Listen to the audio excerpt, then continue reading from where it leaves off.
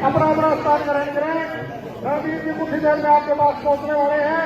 साथ वाले साथी चल लगनी कृपया करके समझौता Congress party Congress party Congress party Randeep Surjewala Randeep Surjewala Congress party जैसा जम्बा पहुंच चुके हैं सभी साथी जो अपने भाई जस्सा जांबा जी के हाथों को मजबूत करने के लिए और कैथल जिले की शान हरियाणा की बुलंद आवाज कांग्रेस महासचिव रणदीप सिंह सुरजेवाला जी के हाथों को मजबूत करने के लिए पहुंचे हैं।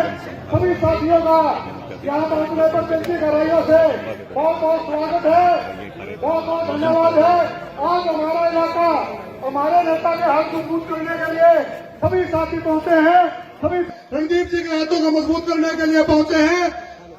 आदरणीय रणदीप जी जो कैथल की कर्म भूमि है, जिनकी कैथल की कर्म भूमि से चल करके कांग्रेस पार्टी के अंदर चाहे राहुल गांधी जी, मल्लिकार्जुन खड़गे जी, सोनिया जी, प्रियंका गांधी जी के साथ मिलकर के कंधे से कंधा मिलकर के चलते हैं। जोरदार तालियां बजा करके अपने हृदय रंजित नेता जी का स्वागत कीजिए। सभी साथी अपने जगह पर जोरदार ताली बजा करके ब्रह्मानंद जी के आशीर्वाद के साए में, उनके मंदिर के साए में आज बैठने का हम सबको सौभाग्य भी मिला, आशीर्वाद लेने का सौभाग्य भी मिला। तो गुरु ब्रह्मानंद जी के मंदिर के प्रांगण ही मान लीजिए इसे, उसमें उपस्थित और बाबा पुंडरपुरी जी भी बिल्कुल, उनका आशीर्वाद भी अपने को सबको यहीं बैठे शीश नमन करके मिलने लग रहा है। उनके भी आशीर्वाद के साए में मौजूद सभी मेरे बुजुर्गों, नौजवान साथियों, जहां तक आवाज जा रही है, मातृशक्ति, आज के इस कार्यक्रम के आयोजक मेरे छोटे भाई, संघर्षशील, कुरुक्षेत्र विश्वविद्यालय से लेकर और कैथल की तपोभूमि तक जिसने लगातार संघर्ष किया, जस्सा जांबा जी, भाई विक्रम जी, जिला कांग्रेस कमेटी के अध्यक्ष मेरे भाई रामचंद्र जी, भाई कुलदीप जांबा जी, कांग्रेस पार्टी के वरिष्ठ नेता रामपाल बरसाना जी, ऋषिपाल जांबा जी, रामचंद्र जांबा जी, राजेंद्र जांबा जी, कृष्ण जांबा जी, रामकुमार जांबा जी, पूर्व सरपंच गुलाब सिंह जी, रणधीर सिंह जांबा जी, भाई दीपक जांबा जी, भाई बीका जांबा जी, पालाराम जांबा जी, राजकुमार जी, करम सिंह जी, लीलाराम जांबा जी, संजय जांबा जी, शिव कुमार बरसाना जी, रामफल मोहना जी, नवीन मुंदड़ी जी, मेरे भाई राजेश संदलाना जी, भाई जयप्रकाश जी, भाई रामपाल जी एक सरपंच, भाई वीरेंद्र राय चंदवाड़ा जी, भाई राजेश सांगवान जी, संजीव सांगवान जी, छोटे भाई सतीश तेजली जी, भाई लक्ष्मी पवनावा, भाई और साथी शीशपाल करोड़ा जी, भाई सत्यवान माजरा जी, राज कंडेला जी, संदीप लोट जी, एक्स चेयरमैन राजपाल शर्मा जी, छोटे भाई सुभाष खेड़ी जी, रामफल मोहना जी, रणधीर मदूद जी, प्रदीप चोंटा जी, वीरेंद्र राणा जी, भाई सुशील जी, सतबीर पेगा जी, दीपा जी, सतेंद्र पाल जी, सुबे सिंह जी, भानाराम जी, सुखबीर जी, छोटे भाई सरदार पुष्पेंद्र जी, मंच पर विराजमान भूल चूक माफ मेरे सामने बैठे सभी मेरे मौजूद बड़े बुजुर्गों और साथियों, सबसे पहले तो मैं छोटे भाई जस्से का, गांव के गवांड के सभी साथियों का बहुत बहुत शुक्रगुजार हूं कि आपसे प्रेम, प्यार और विचार तीनों साझा करने का मौका दिया। मेरे बुजुर्गों, साथियों, वैसे तो हरियाणा में और मेरे पत्रकार और छायाकार बंधुओं जिनका प्रेम सदैव बना रहता है, वैसे तो हरियाणा में किसान वर्ग से लेकर और गरीब तक सब पीड़ित है।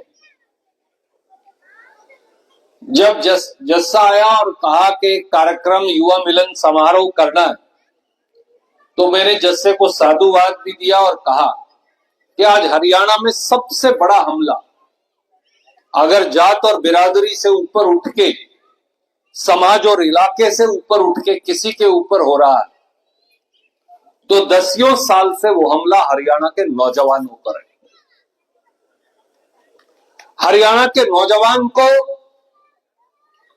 हरियाणा के युवा को, उसकी जात कोई भी हो, उसका इलाका कोई भी हो, हमारा काम है अलख जगाना। पर हरियाणा के युवा को जागृत होकर प्रदेश की कमान अपने हाथ में लेनी पड़ेगी। आज भारतीय जनता पार्टी के शासन के 11 साल बाद किस प्रकार का हरियाणा उन्होंने हरियाणा के नौजवानों को दे रखा, किसी दिन का अखबार उठा लीजिए, उसमें पहली, दूसरी और तीसरी जो खबर मिलेगी वो मिलेगी नशे से किसी न किसी नौजवान की मौत की। मेरे भाइयों, साथियों, बुजुर्गों, एक जमाना था जब पंजाब के बारे में कहा करते थे उड़ता पंजाब। पंजाब में जो हमारे सिख भाइयों की धरती है, सिख गुरुओं की धरती, बड़ी पवित्र भूमि, जहां के लोग हमारे भाई हैं, पड़ोसी हैं, मेहनत के लिए जाने जाते थे, वो सिरिंजों, चिट्टा, अफीम, हेरोइन, इंजेक्शन और कैप्सूलों के लिए जाने लगे। हरियाणा बचा रहा। 10 साल कांग्रेस पार्टी का शासन भी रहा। हमने हमारे बच्चों को रोजगार और खेल, सेहत और कुश्ती, पहलवानी और बॉक्सिंग उसकी तरफ लगा के रखा, ताकि बच्चे अपने रास्ते से भटके ना, ताकि हरियाणा की अगली पीढ़ी जो है वो नष्ट ना हो जाए। गुरु ब्रह्मानंद जी के आशीर्वाद से अगली पीढ़ी तरक्की करे।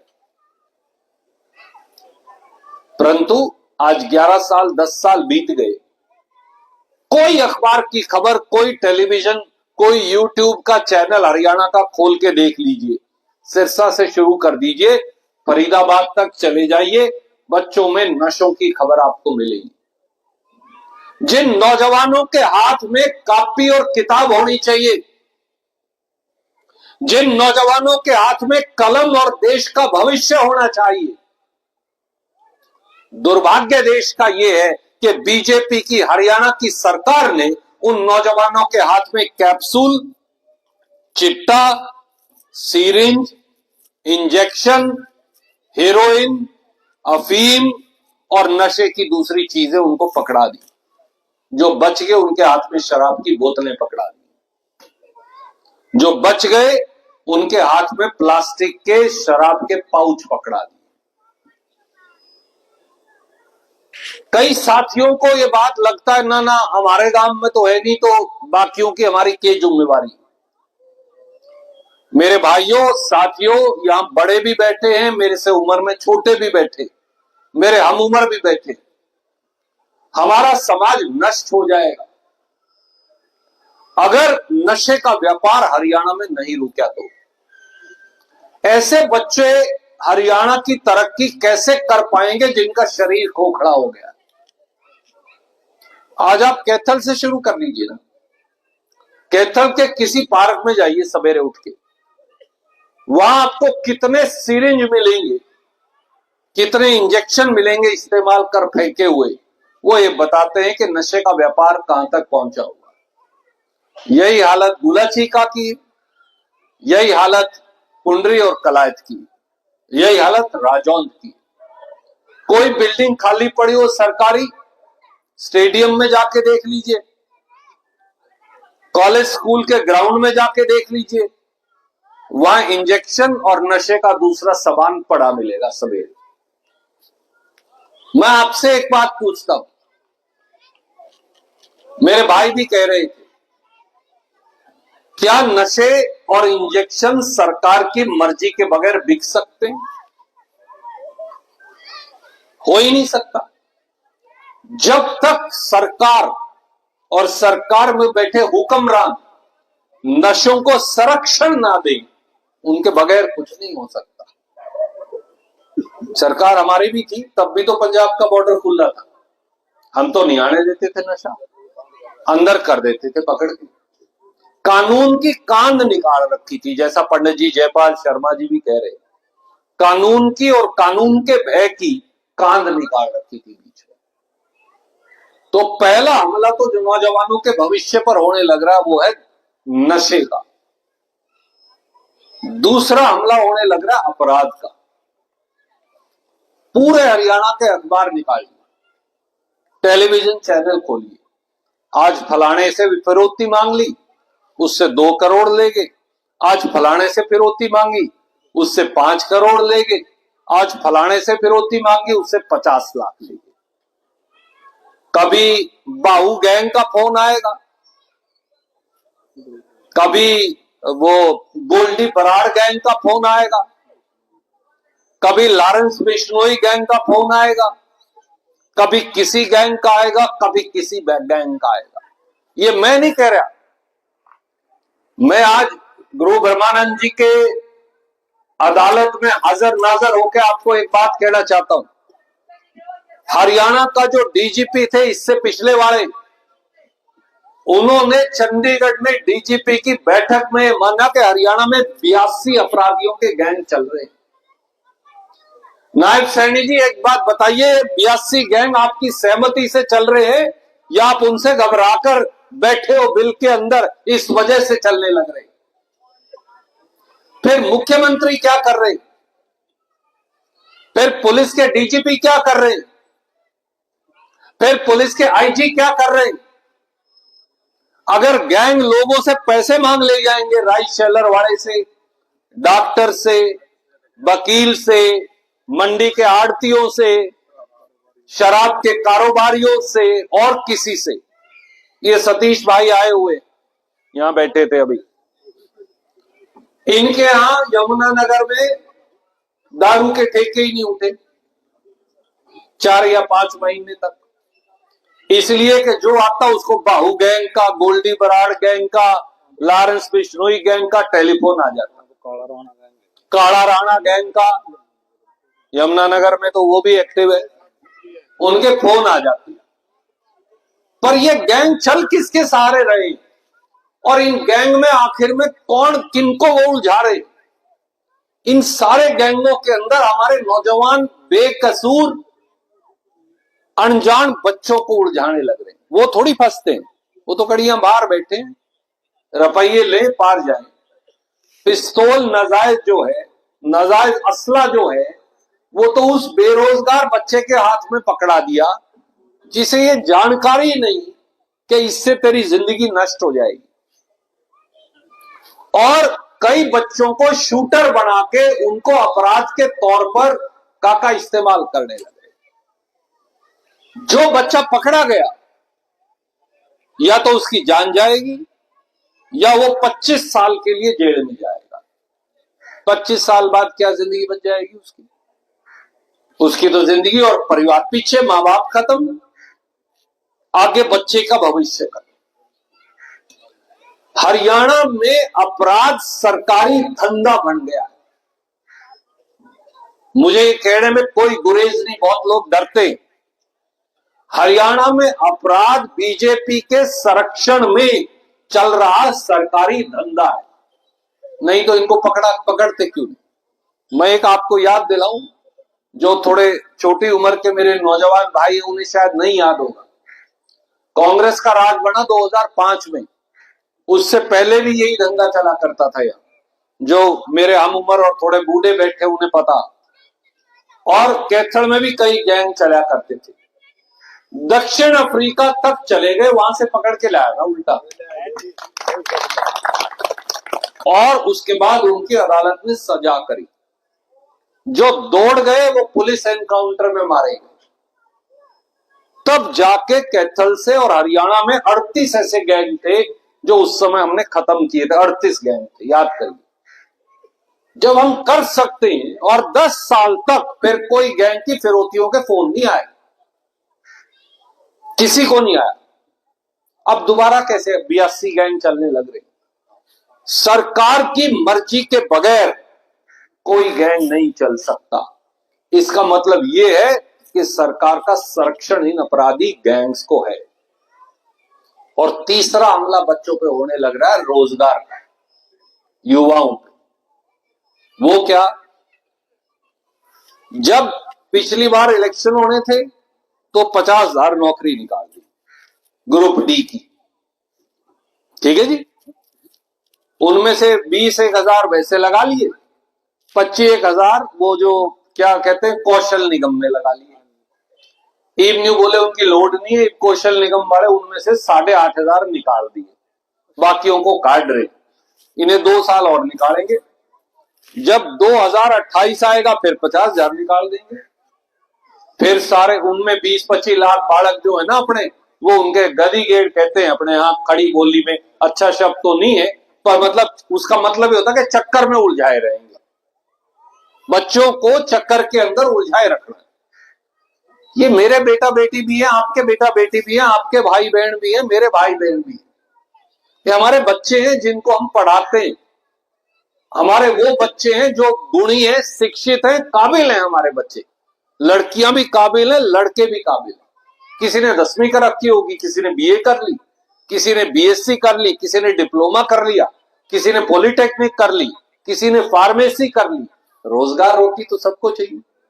और भाई अगर कोई माकड़ साथी बीए नहीं कर पाया, 12वीं पे अटक गया, तो रोटी तो उसे भी चाहिए। चलो मैं कहां कह रहा हूं उसे कलेक्टर लगा दो, उसे भाई ईंट ठाणे की जिम्मेवारी लगा दो, पर रोजी रोटी तो सबको चाहिए। आज हरियाणा के बच्चों की हालत ये है, आप किसी गांव में जाके देख लीजिए कि बच्चे जो हैं वो पढ़े लिखे हैं, काबिल हैं, काम करना चाहते हैं, काम करने की हिम्मत है उनके अंदर, परंतु कोई साधन नहीं, संसाधन नहीं। जिसके पास जो आता है, किसी के आधा किल्ला आ गया, किसी के 1 किल्ला आया बंदे, किसी के 2 आ गए, 2 तो कम ही क्या हुए, ज्यादातर तो 1, 1.5, 2 किल्ले पे अटके हुए। वो अपने पिताजी को ये कहते हैं, पिताजी बाबू मेरा तो आधा किला बेच दे, जमीन का भाव ठीक हो रहा है, 30 लाख मेरे बंडे आ जाएंगे या 25 लाख मेरे बंडे आ जाएंगे, मैं तो वो डोंकी से बाहर चला जाऊंगा। और आप किसी गांव के बाहर देखो, अपने सारे गांवों में कैथल, कुरुक्षेत्र, अंबाला, यमुनानगर, जींद, यहां लिखा हुआ है कनाडा जाओ, ऑस्ट्रेलिया जाओ, अमेरिका जाओ, इटली जाओ, मेरे से कांटेक्ट करो, नीचे उनके दलालों के नंबर लिखे हुए। और आज की, कल की और आज की 2 खबर आपको बताना चाहता हूं जो अखबार में छपी हुई। आज 209 बच्चों को निकाला है विदेशी अलग अलग मुल्कों ने, उनमें 37 हरियाणा के। कल 350 निकाले थे, उनमें 45 या 48 हमारे बच्चे थे। बहुत बार ऐसा होता है, बच्चा गया वहां फंस गया, जो तरीके से जा रहा है उसका तो कोई बात नहीं। कई बार डोंकी में बच्चा गया, वहां फंस गया, 40 लाख दे के गया और 40 लाख देके उसकी हम लाश वापस लेकर आए, और 3-3 महीने लाश वापस लाने में लगते हैं। क्या करेंगे मां बाप? मां बिलखती रहती है, बाप रो भी नहीं सकता, भाई बहन रोते रहते हैं। एक एक रोटी कलायत और कैथल के बच्चों ने, राजौन के बच्चों ने 15-15 हजार यहां से जमा करवाए हैं। रूस में जो फंसे हुए थे उन बच्चों को, हमारे सिखों के भी कुछ बच्चे थे उनमें, भाइयों के, 15-15 हजार में एक एक रोटी उन्होंने खाई है लेके। 15 हजार यहां से भेजे तो उनको एक रोटी मिली, नहीं तो बच्चा मर जाता। ऐसे कई वीडियो हैं, हर रोज मैं चिट्ठी लिखता हूं, मेरे ख्याल से 2 दर्जन चिट्ठी में लिख चुका। नायब सैनी जी एक शब्द नहीं बोलेंगे, बीजेपी के एमपी एमएलए मंत्री एक शब्द नहीं बोलेंगे। विदेश मंत्री को मैं चिट्ठी लिखता हूं, हमारा बच्चा फलाना है, वो फलाने मुल्क में फंसा हुआ है, यूक्रेन में फंस रहा है, रूस में फंस रहा है, ऑस्ट्रेलिया में फंसा हुआ है, कृपया करके उसको वापस मंगवा दो एम्बेसी के थ्रू। कभी वो बात करते, कभी वो बात नहीं करते। पीछे जींद के ऐसे बच्चे फंसे हुए थे, भाई साहब और भी सब आए, चिट्ठी भी लिखी, मुख्यमंत्री गायब, मंत्री लोग गायब, और ऊपर वाले तो गायब होते ही। आखिर में उनमें से एक बच्चे की लाश आई, 2 का आज तक पता नहीं, जिंदा भी है, मर गए हैं, क्या हुआ आप मुझे बताओ। पीछे मां बाप क्या करें? 13वीं कर दें, संस्कार करें बच्चे का, ना करें। आप ये समझो, अगर वो आपका या मेरा बच्चा होता या भाई होता छोटा, तो अपने ऊपर क्या बीतरी होती। और हर रोज बच्चों के साथ ही होता है। अमेरिका से तो हमारे बच्चों को हथकड़ी लगा के लाते।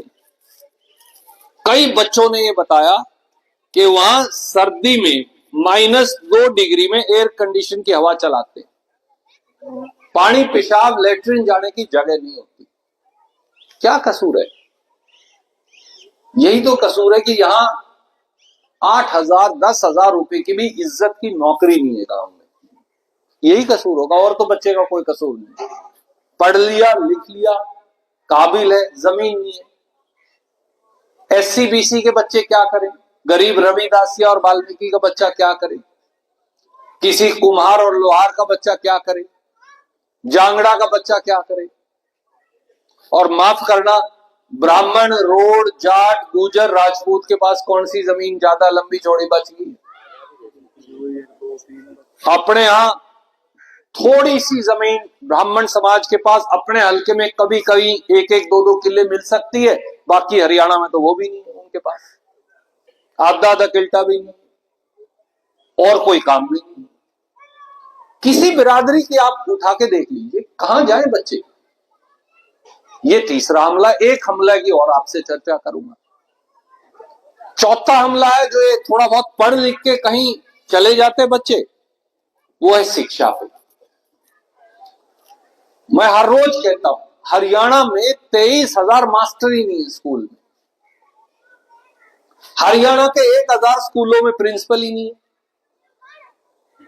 हरियाणा के जो सरकारी कॉलेज है उनमें 100 में से 60 मास्टर गुम है ही नहीं, रिटायर हो गए, नवा लगाएंगे।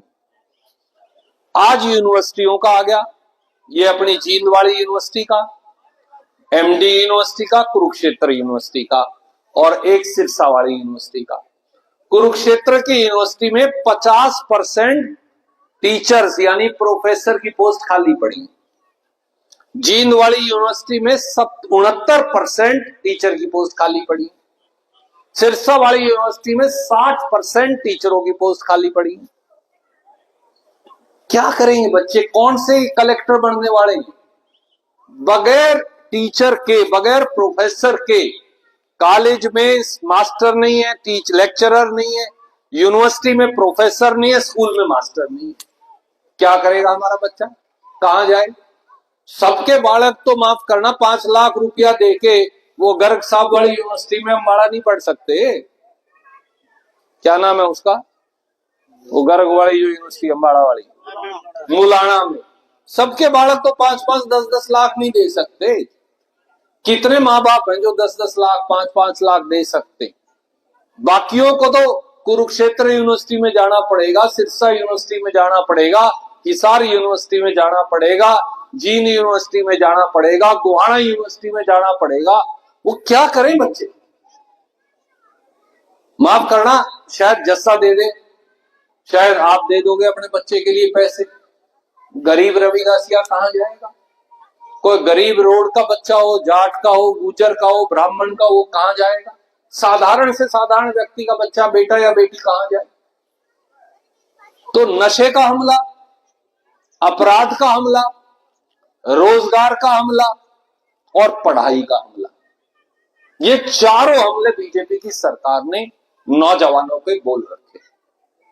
नौजवान की ना कोई जात होती, ना उसका कोई धर्म है, ना उसका कोई इलाका है। वो तो नौजवान है, वो तो देश और प्रदेश दोनों की तरक्की में हिस्सेदारी करना चाहता है। मैं तो इसलिए, जैसे बाबे अलग जगाया करते हैं ना, मैं तो हमेशा ये कहता हूं, मैं तो बाबों की तरह ये अलग जगाने, देखो चुनाव तो होंगे 4 साल बाद, हमें किसी की काट करके आज क्या मिलने वाला, ना कोई पर्ची पड़ रही, ना कोई एमएलए एमपी बन रहा, ना हमें सरकार लेनी, आज ले भी नहीं सकते हम चाहें तो भी, अब कौन सी सरकार बन रही। पर एक बात बताइए, जिन लोगों को पर्ची देके हमने बनाया था, अगर वो सरकार हमारे बच्चों का भविष्य मुद्दा मारे तो हमें सवाल तो पूछना पड़ेगा ना उनसे। इतना ही मैं सिर्फ कहता हूं। और मैं मेरे सारे भाइयों को, सब नौजवान साथियों को केवल जिंदगी में एक ही बात कहता हूं, हमारा काम है अलग जगाना, आपका काम है सवाल पूछना। या तो मेरी बात गलत है, मेरी बात गलत हो आप मुझे कह सकते हो, रणदीप भाई तेरी बात सही नहीं, और अगर मेरी बात सही है तो मैं आपसे एक ही बात कहता हूं, अगर आप खुद नहीं जागोगे पड़ोसी जगाने नहीं आएगा। अगर मैं मेरा खेत सूना छोड़ दूं तो उसमें डांगर बढ़ जाएंगे। इन्होंने हमारे बच्चों का भविष्य सूना छोड़ दिया, जैसे बाड़ा सूना छूट जाता है, इन्होंने हमारे बच्चों का भविष्य बीजेपी वालों ने सूना छोड़ रखा। इसलिए जाग जाइए और जागकर सरकारों से और सरकारों के नुमाइंदों से सवाल पूछना शुरू करिए। वो हमारी आंखों में पट्टी बांध के रखना चाहते हैं, वो हमें जात और पात में बांट कर रखना चाहते हैं।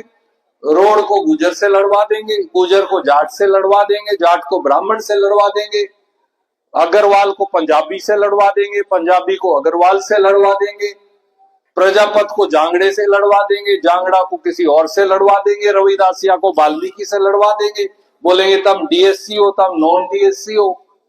पूरे समाज को बांटकर अगले अपना उल्लू सीधा कर रहे हैं। पर आखिर में हमारे प्रदेश का भविष्य एक जात से नहीं चल सकता, 36 जात से हमारे प्रदेश का भविष्य चलेगा। और नौजवान की तो कोई जात भी नहीं होती, नौजवान की जात तो उसकी जिंदगी में अच्छा बनना और आगे बढ़ना है, बस।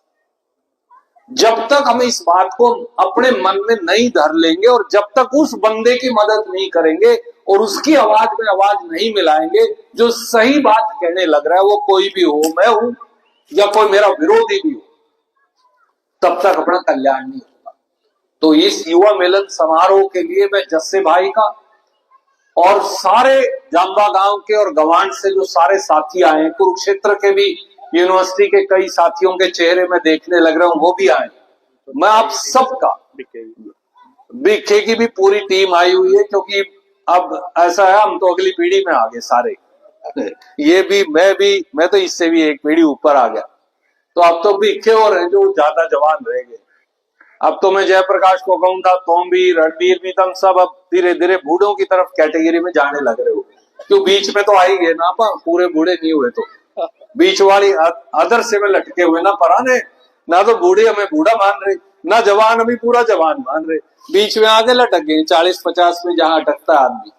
तो इसलिए बड़े भाई के तौर पे मैं तो इतनी राय दूंगा कि मेरे साथियों, मेरे भाइयों, मेरे छोटे भाइयों और मेरे बुजुर्गवार भी बैठे हैं, कुछ इकट्ठे होइए और इकट्ठे होकर सही बात की बात में अपनी बात रड़ाकर बोलना शुरू करिए। जैसे भाई आपका भी, बीखे भाई का भी, सारे गांव और गवांड से आए साथियों का मैं हाथ जोड़कर बहुत बहुत स्वागत करता हूं और गुरु ब्रह्मानंद जी के चरणों में ये प्रार्थना करता हूं कि उनका आशीर्वाद सदैव हम सब पर, उस परम पिता परमात्मा का आशीर्वाद सदैव हमारे प्रदेश के नौजवानों पे बना रहे और हमारे प्रदेश के नौजवान जात और पात के बंधन को तोड़कर इकट्ठे इस प्रदेश की प्रगति में आगे बढ़ सकें। बहुत